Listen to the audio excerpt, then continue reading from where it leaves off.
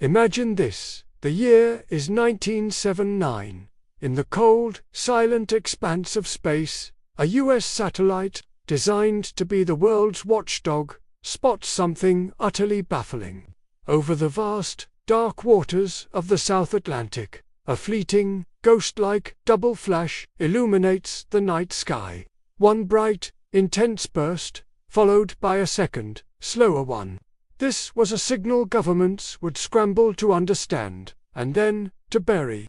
A single event that would trigger a global mystery, one that remains hotly debated to this day. What did that satellite really see?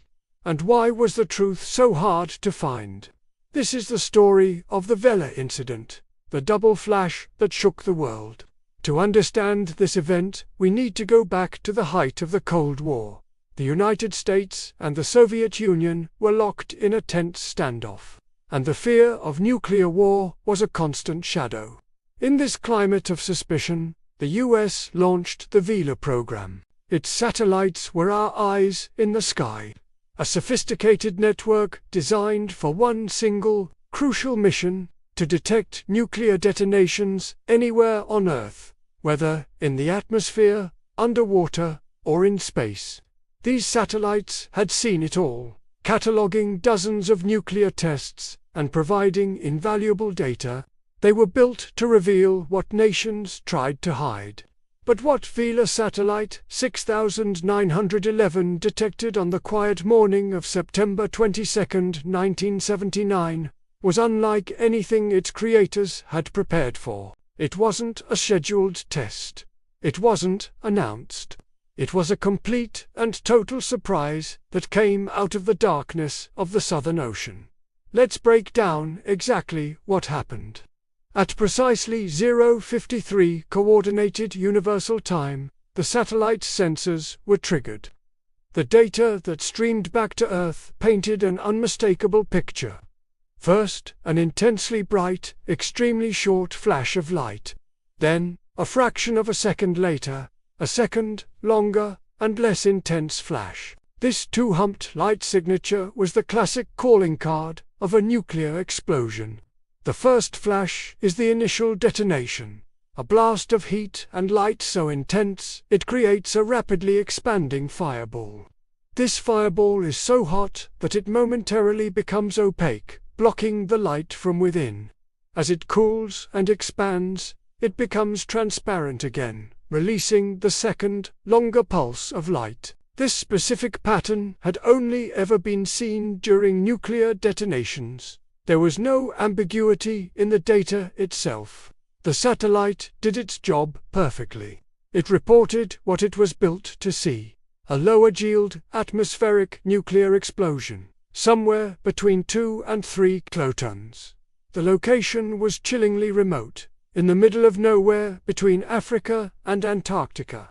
The question wasn't what the satellite saw, but who was responsible. The moment the data hit, alarm bells went off in Washington. A secret nuclear test would be a massive violation of international treaties and could destabilize an already fragile world. The Carter administration immediately initiated a top-secret investigation. The U.S. Air Force scrambled long-range reconnaissance planes, tasked with flying through the suspected area to scoop up atmospheric samples. Their mission: to find radioactive fallout, the smoking gun that would prove a nuclear blast had occurred. Simultaneously, scientists from various government labs and agencies began poring over other data sources. They looked at hydroacoustic data from underwater listening posts, searching for the sound of an explosion traveling through the ocean. They examined ionospheric data, looking for disturbances in the upper atmosphere that a blast would create. Early intelligence assessments were stark. The CIA, analyzing all available information, concluded there was a 90% probability that the double flash was indeed a nuclear test. Everything pointed to a covert detonation. And yet, when the official scientific panel, known as the Ruina Panel, released its findings, The conclusion was stunningly anticlimactic. The official verdict was inconclusive. They argued that data could have been caused by a zoo animal event, a unique, never-before-seen combination of natural phenomena, like a tiny meteoroid hitting the satellite just right.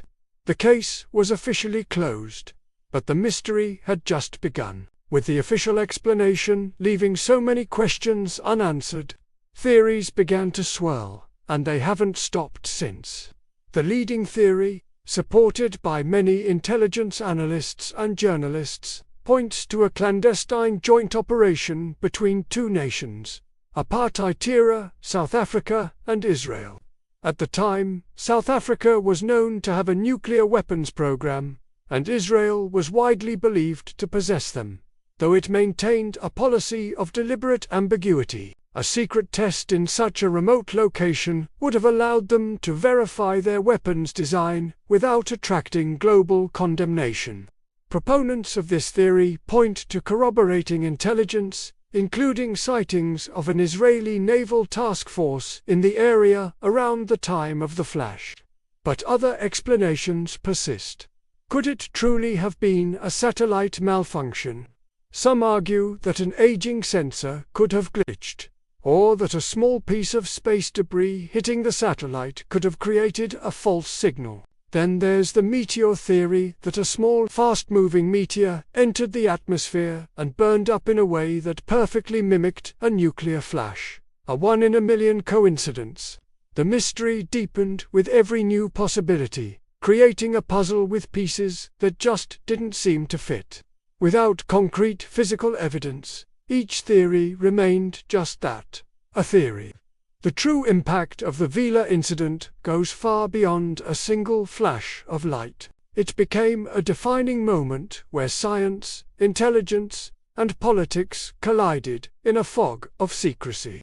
The official, inconclusive finding created a rift within the scientific community and fueled suspicions of a political cover-up.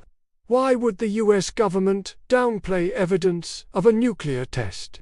Perhaps to avoid a diplomatic crisis with Israel, a key ally.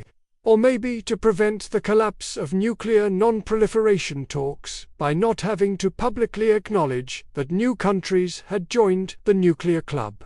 The event cast a long shadow over Cold War diplomacy and became a case study in the challenges of monitoring nuclear treaties.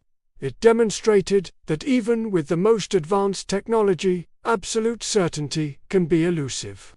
For decades, the Vela flash has remained one of modern history's most tantalizing and contested intelligence mysteries. It's a stark reminder that sometimes the most significant events are the ones that happen in the shadows, seen only by a silent witness in the sky, leaving us to debate what really happened in the dark.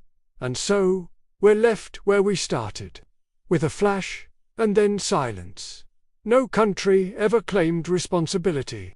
No radioactive debris was ever officially recovered. No definitive proof has ever surfaced to confirm or deny what happened on that September night in 1979.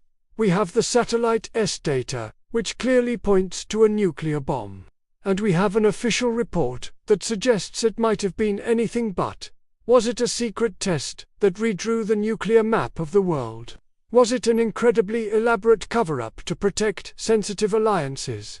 Or was it simply a bizarre cosmic coincidence, a phantom signal from a fluke of nature? The truth remains buried under layers of classified documents and decades of speculation.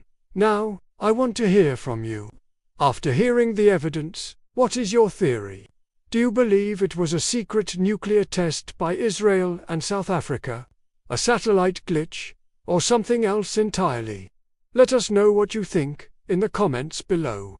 We read every single one.